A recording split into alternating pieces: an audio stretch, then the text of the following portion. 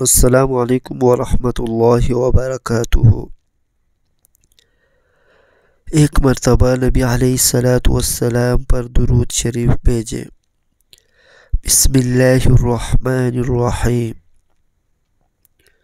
اللہم صلی علی سیدنا محمد وعلی آل سیدنا محمد وبارک وسلم۔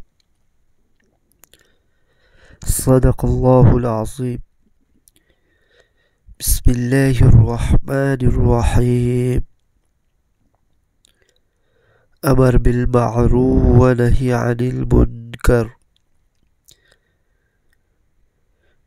نیکی کرنے اور برائی سے بچنے کا حکم۔ حضرت انس بن مالک رضی اللہ عنہ کہتے ہیں، حضور صلی اللہ علیہ وآلہ وسلم نے ارشاد فرمایا کہ جب کوئی بندہ مجھ پر ایک مرتبہ درود بھیجتا ہے تو اللہ تعالی اس کی سانسوں سے ایک سفید بادل پیدا کرتا ہے، پھر اس بادل کو بحر رحمت سے استفادہ کرنے کا حکم ملتا ہے، اس کے بعد اسے برسنے کا حکم ملتا ہے، اس کا جو قطرہ زمین پر پڑتا ہے اس سے اللہ تعالی سونا جو پہاڑوں پر پڑتا ہے اس سے چاندی پیدا کرتا ہے، اور جو قطرہ کسی کافر پر پڑتا ہے اس سے ایمان کی دولت عطا ہوتی ہے۔ نمبر 1، فرمان الہی ہے، کنتم خیر امۃ اخرجت للناس تأمرون بالمعروف وتنہون عن المنکر وتؤمنون باللہ۔ حضرت کلبی رحمۃ اللہ علیہ کا قول ہے کہ اس آیات میں امت محمد صلی اللہ علیہ وآلہ وسلم کی تمام دوسری امتوں پر فضیلت کا بیان ہے،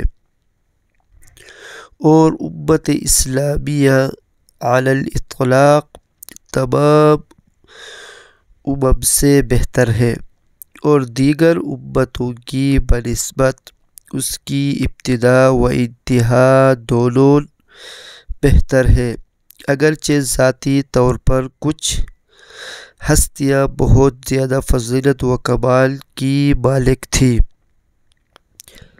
جیسے صحابہ کرام رضی اللہ عنہم اجمعین کے متعلق احادیث موجود ہیں۔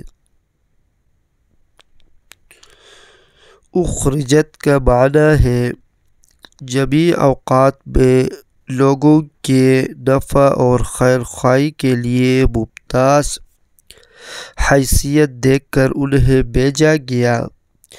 فرمان باری ہے، تأمرون بالمعروف وتنہون عن المنکر وتؤمنون باللہ، یہ جملہ مستأنفہ ہے۔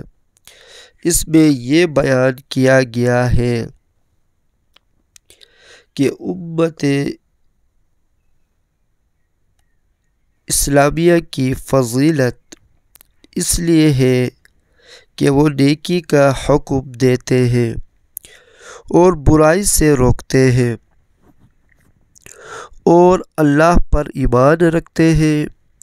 اگر وہ اس راستے سے ہٹ جائیں تو ان کی فضیلت باقی نہیں رہے گی، اور وہ کافروں سے جہاد کرتے ہیں تاکہ وہ اسلام لے آئے، اس لیے انہیں غیروں پر ترجیح دی گئی۔ فرمان نبوی ہے، بہترین انسان وہ ہے جو لوگوں کو نفع پہنچاتا ہے، اور بدترین انسان وہ ہے جو لوگوں کو نقصان پہنچاتا ہے۔ تؤمنون باللہ، وہ اللہ کی توحید کی تصدیق کرتے ہیں اور اس پر ثابت قدم رہتے ہیں، اور محمد صلی اللہ علیہ وآلہ وسلم کی نبوت کا اقرار کرتے ہیں، کیونکہ جس نے حضور صلی اللہ علیہ وآلہ وسلم کی نبوت کو نہ مانا اس نے اللہ تعالیٰ کو نہیں مانا، اس لیے کہ وہ حضور صلی اللہ علیہ وسلم کو عطا کردہ معجزہ بیان آیات کو اللہ کی طرف سے نہیں سمجھتے ہیں۔ فرمان نبوی ہے، تم میں سے جو کوئی کسی برائی کو دیکھے اس سے چاہیے کہ قوت بازو سے مٹا دے، اگر اس کی طاقت نہ ہو تو زبان سے، اگر یہ بھی نہ کر سکے تو اس سے دل میں برا سمجھے، اور یہ کمزور ترین ایمان ہے، یعنی یہ ایمان والوں کا کمزور ترین فعل ہے۔ بعض نے یہ کہا ہے ہاتھوں سے برائی کا ختم کرنا حاکموں کے لیے، زبان سے برائی کے خلاف جہاد کرنا علماء کے لیے، اور دل میں برا سمجھنا عوام کے لیے ہے۔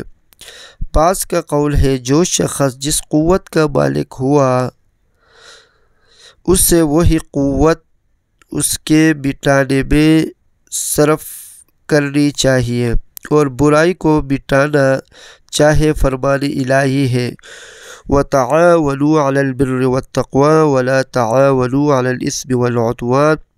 یہاں تعاون سے مراد نیکی کی ترغیب دینا، نیکی کے راستوں کو آسان کرنا اور شر و فساد کو حسب طاقت بند کرنے کی کوشش کرنا۔ صدق اللہ العظیم۔